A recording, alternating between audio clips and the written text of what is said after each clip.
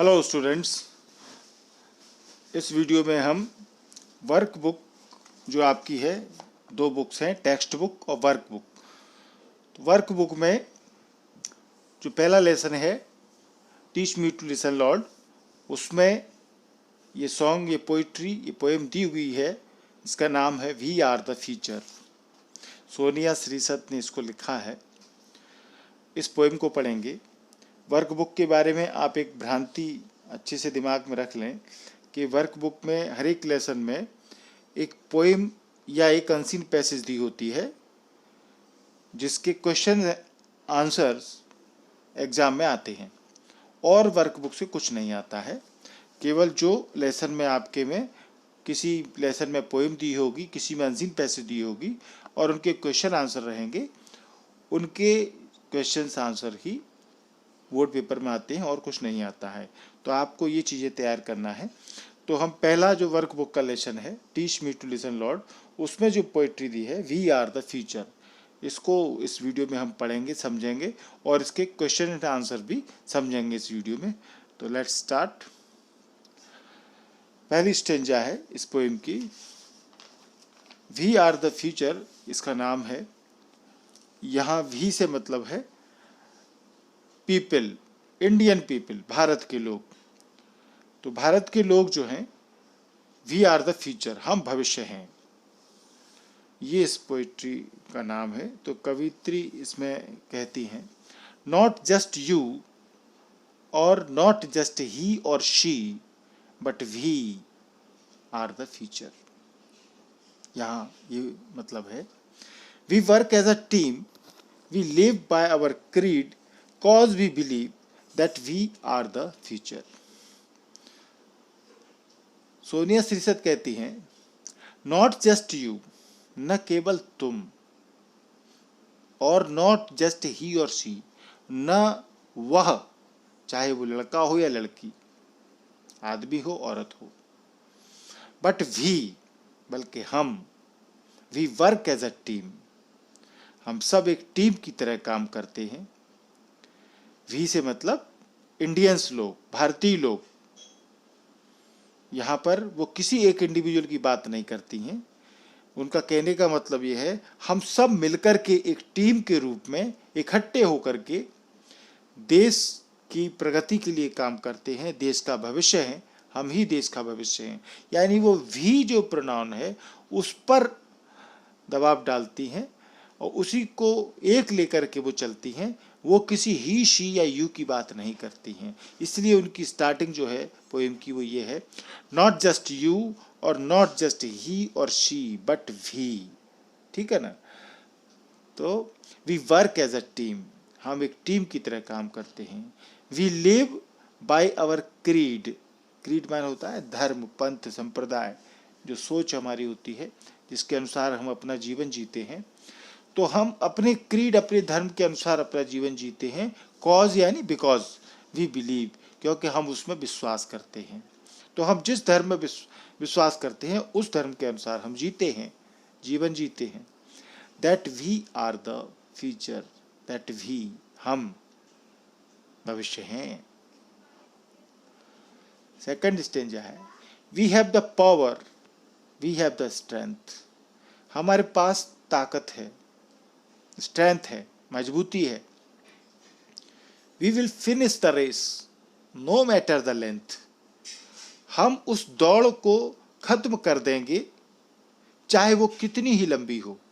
जीवन की जो दौड़ है जिसमें कई संघर्ष आते हैं, कई कठिनाइयाँ आती हैं, तो इसमें पोइट्री में कवित्री कहती हैं कि हम उस रेस को फिनिश कर देंगे, या उसका मतलब जीत भी लेंगे, चाहे वो नो मैटर द लेंथ, चाहे वो कितनी ही लंबी हो।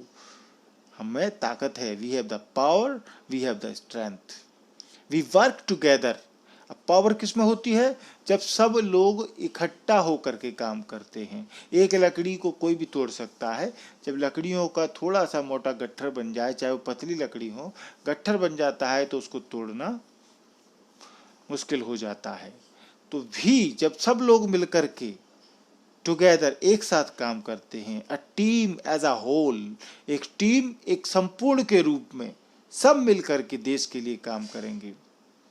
एक्सेप्टिंग एवरी चैलेंज हर चुनौती को स्वीकार करते हुए, एवरी एम हर उद्देश्य के लिए लक्ष्य के लिए, एंड एवरी गोल एम और गोल ये सभी उद्देश्य और लक्ष्य के लिए आते हैं।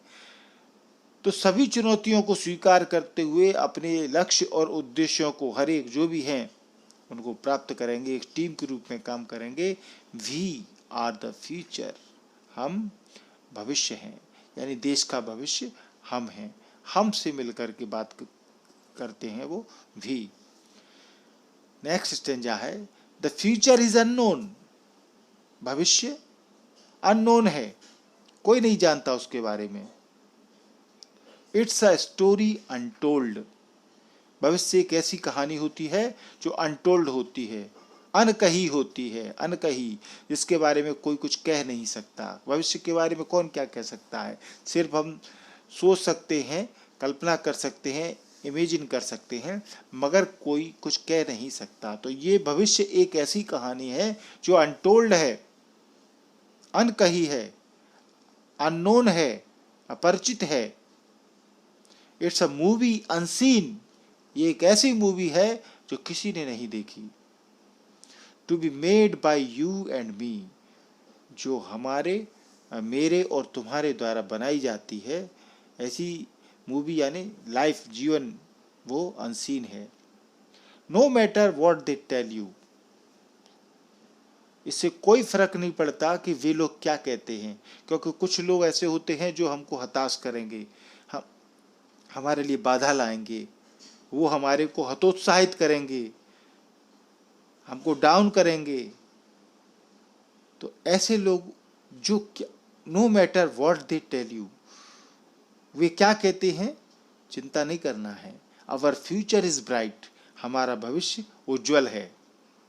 We will face every hurdle हम हर मुसीबत का सामना करेंगे। हर्डल माने मुसीबत, कठिनाई, रुकावटें हर्डल्स जो आती हैं रास्ते में, हमारे में मुसीबतें जो आती हैं जिनको हमको फेस करना है, सामना करना है, तो हर रुकावट का हम सामना करेंगे। We will climb up the height हम ऊंचाई को चढ़ जाएंगे, सफलता की ऊंचाई। वी आर द फ्यूचर हम भविष्य हैं। फ्रॉम सिटीज एंड टाउन्स अब जितने भी लोग हैं देश में जो रहते हैं, कोई शहर से आता है, कोई गांव से आता है, पर भारत तो सबसे मिलकर के बनता है। इंडिया जो है वो तो अधिकतर गांव में ही बसा हुआ है। From cities and towns here we have come हम शहरों से आए हैं, गांव से आए हैं, नगरों से आए हैं। टुगेदर एज वन और आकर के सब एक हो जाते हैं। टू बिल्ड अवर नेशन राष्ट्र का निर्माण करने के लिए हम चाहे शहर के हों चाहे गांव के हों, कहीं से भी आए हों, सब एक हो जाते हैं। यंग वीमेन एंड मैन जवान आदमी औरत नौजवान, वॉकिंग हैंड इन हैंड हाथ से हाथ मिलाकर चलते हुए। We stand by our creed हम अपने धर्म संप्रदाय के अनुसार काम करते हुए। प्राउड टू बी इंडियंस हम भारतीय होने पर प्राउड करते हैं, गर्व करते हैं। वी आर द फ्यूचर हम भविष्य हैं। तो ये इस तरह की पोएम है, आपने इसको समझा होगा अच्छे से। अब इसके हम क्वेश्चन आंसर देखते हैं। इसमें पहला क्वेश्चन है we work as a team हम टीम की तरह काम करते हैं। What does the poet really mean by the word we in this line? इस पोएम में ये लाइन आई है we work as a team. तो कवि का वास्तव में इस वी से, हम से, इस शब्द से क्या तात्पर्य है, क्या वास्तव में वो कहता है इसके बारे में, वी का मतलब क्या है। आंसर है by we the poet really means fellow countryman Indians. वी से मतलब कवि का वास्तव में अर्थ है फेलो कंट्रीमैन हमारे साथी, देश के नागरिक जो हमारे साथ हैं वो हमारे साथी देश के नागरिक। इंडियंस जो भारतीय हैं वो हैं, वी का मतलब। क्वेश्चन 2 है, what makes a team a whole? एक टीम को संपूर्ण कौन बनाता है, क्या चीज बनाती है? कोई भी टीम है उसको होल यानी इकट्ठा संपूर्ण होकर के हम कैसे कहेंगे, तो क्या चीज उसको बनाती है? यूनिटी एंड कॉर्पोरेशन, एकता। यहाँ पर ये गलती हुई है, इसको आप थोड़ा सा सुधार लें जब आप लिखें।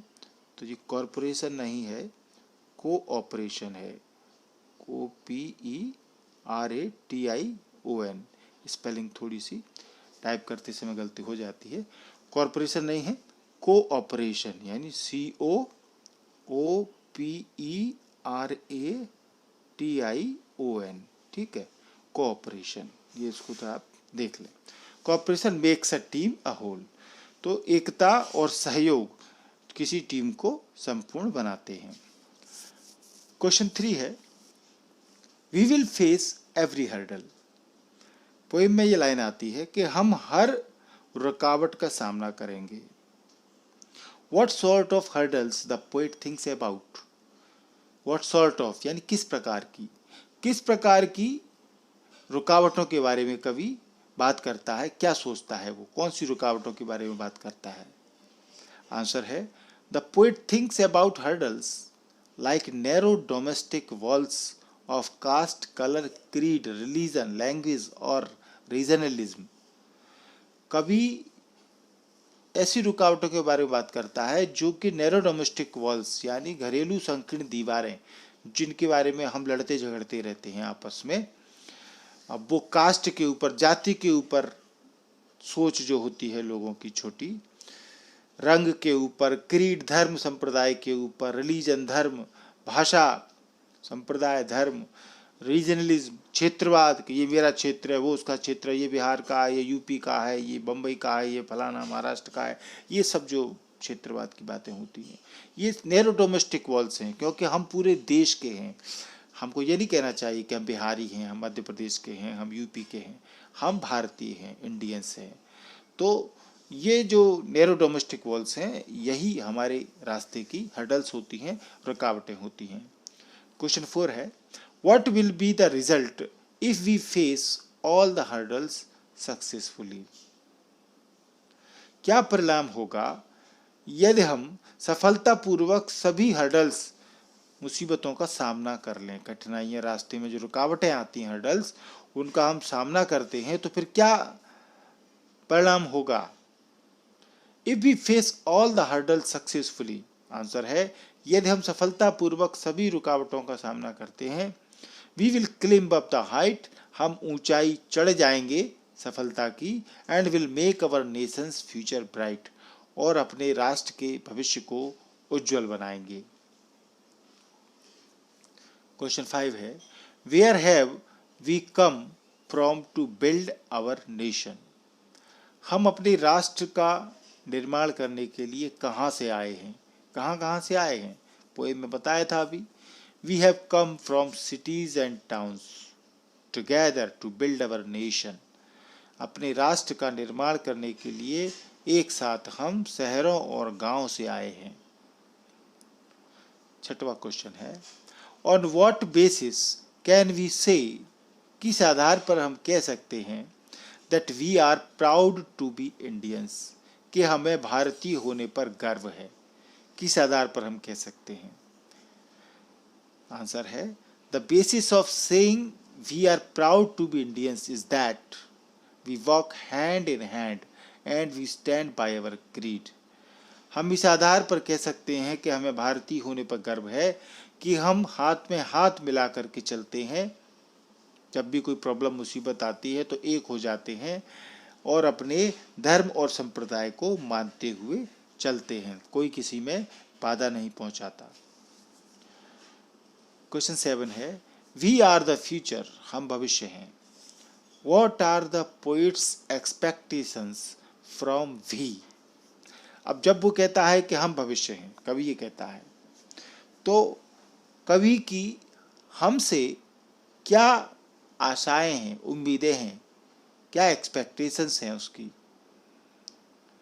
आंसर है, the poet's expectations from we, हमसे कवि की एक्सपेक्टेशंस हैं, वी को हमने सिंगल इन्वर्टेड में रखा है क्योंकि एज इट इज जैसा वो यूज हुआ है क्वेश्चन में, आर दैट, ये हैं वी विल रिमेन यूनाइटेड, कवि चाहता है कि हम वी विल रिमेन यूनाइटेड, कि हम एक होकर के रहेंगे, क्लिम्ब अप द हाइट, ऊंचाई चढ़ जाएंगे, and make our nation's future bright, और अपने राष्ट्र का भविष्य उज्जवल बनाएंगे।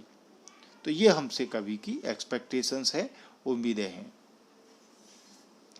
लास्ट क्वेश्चन है, बहुत ही इम्पोर्टेंट है ये, और ये मान के चले आप कि वर्कबुक में जितनी भी पोएम आएंगी, 6-7 पोएम, 5-6 पोएम जितनी भी आएंगी आपके में 18 लेसन्स में से, उनमें से किसी एक पोएम का सेंट्रल आइडिया जरूर आता है, 100% आता है।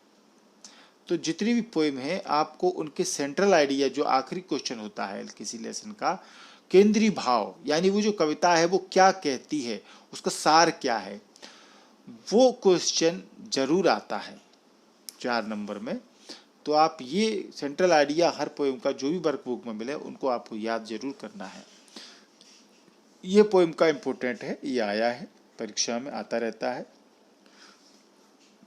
तो इसको अलग अलग शब्दों में क्वेश्चन को लिखा है। Summarise the poem we are the future about 80 words. ये जो पोएम है वी आर द फ्यूचर, इसको 80 शब्दों में करीब समरी बना करके लिखो, क्योंकि ये बड़े प्रश्न में आता है तो थोड़ा बड़ा लिखना पड़ता है, 4 नंबर का आता है। अथवा में ये पूछ सकते हैं, how can our country progress, हमारा देश कैसे प्रगति कर सकता है। Explain according to Sonia Sircar in her song we are the future. Sonia Sircar ने ये जो सॉन्ग लिखा है poem we are the future, उनके अनुसार कैसे देश प्रगति कर सकता है। या ऐसे भी पूछ सकते हैं, Sonia Sircar suggests work as a team. Sonia Sircar सुझाव देती हैं कि टीम की तरह काम करो, एंड रिमेन यूनाइटेड, और एक रहो, मिल करके एक बने रहो, इस बात को एक्सप्लेन करो। तो ये कैसे भी पूछ सकता है, इसलिए हमने आपको इसमें दे दिया है अथवा करके। अब आंसर देखते हैं। The poem is a pledge of the Indians to build the nation strong and prosperous. ये कविता एक तरीके से वचन है, प्रण है, प्रतिज्ञा है। प्लेज मान होती है प्रतिज्ञा, प्रण। इस कविता को जब पढ़ते हैं तो ऐसा भाव आता है कि ये कविता एक प्लेज है, एक प्रतिज्ञा है भारतीयों की, ऑफ द इंडियंस। किस लिए? टू बिल्ड द नेशन, राष्ट्र को बनाने के लिए। कैसा? स्ट्रॉन्ग एंड प्रॉस्परस, ताकतवर, मजबूत और उन्नतशील राष्ट्र को बनाने के लिए कविता में भारतीयों की ये एक प्रतिज्ञा है, उस रूप में ये कविता दी है। We possess the necessary potential for it, हम इसके लिए आवश्यक काम अपने रखते हैं, ऊर्जा अपने अंदर। फॉरगेटिंग आवर डिफरेंसेस, अपने डिफरेंसेस जो मतभेद होते हैं आपस में लोगों के, उसको भुलाते हुए, फॉरगेट माने भुलाना, अपने मतभेदों को भुलाते हुए वी स्टैंड यूनाइटेड, हम एक होकर के खड़े रहते हैं। We will work as a team, हम एक टीम की तरह काम करेंगे। Some people are negative thinkers, कुछ लोग नेगेटिव थिंकर्स हो सकते हैं, जो मतलब निराशाजनक बातें करते हैं, जो अच्छे से ऑप्टिमिस्टिक लोग रहते हैं, आशावादी रहते हैं, जो देश की प्रगति लिए काम करते हैं, उनको रोकते हैं, उनको काम नहीं करने देते। ऐसे नेगेटिव थिंकर्स भी होते हैं जो जनरली उनके मुंह से ऐसी बातें निकलती हैं, अरे ये कर लोगे तो क्या हो जाएगा, ये कर लोगे तो क्या हो जाएगा, अरे होगा कुछ नहीं भाई, आत्मा की संतुष्टि के लिए तो काम करना पड़ेगा ना। तो forgetting our differences we stand united, अपने मतभेदों को भुलाने के लिए हमें एक होकर के खड़ा रहना है। We will work as a team, हम टीम की तरह काम करेंगे। Some people are negative thinkers, कुछ लोग नेगेटिव थिंकर्स होते हैं। But we firmly believe that future is ours, परंतु हम दृढ़ता से विश्वास करते हैं कि भविष्य हमारा है। In spite of all hurdles, सभी बाधाओं के बावजूद, इन स्पाइट ऑफ यानी बावजूद, सभी बाधाओं के बावजूद we will reach the height walking hand in hand, हाथ से हाथ मिलाते हुए चलते हुए हम ऊंचाई पर पहुंच जाएंगे, सभी बाधाओं के बावजूद। वेदर वी आर विलेजर्स और टाउन ड्वेलर्स, चाहे हम गांव में रहने वाले हों या शहर में रहने वाले हों, नगर में रहने वाले हों। We will cooperate with one another, हम एक दूसरे का सहयोग करेंगे। ये स्पेलिंग आपको लिखनी है, जो पहले गलत हो गई थी वो ध्यान रखें, इस तरीके से ये कोऑपरेट आपको लिखना है, पिछले क्वेश्चन में जो गलत हुई थी।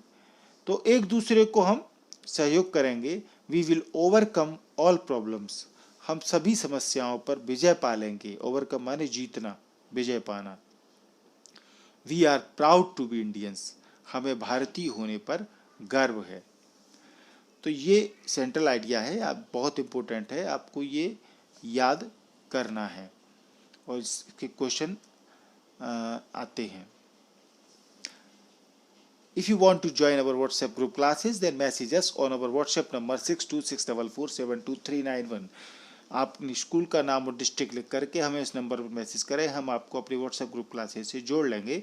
और यदि नहीं जुड़ना चाहते हैं कोई बात नहीं, इस चैनल को आपने अभी तक सब्सक्राइब नहीं किया है तो सब्सक्राइब जरूर कर लें। ये लाल से लिखा हुआ है सब्सक्राइब, इसको आपको दबाना है। ये MP इंग्लिश क्लासेस हमारा चैनल का नाम है, ये हमारा मोनो है।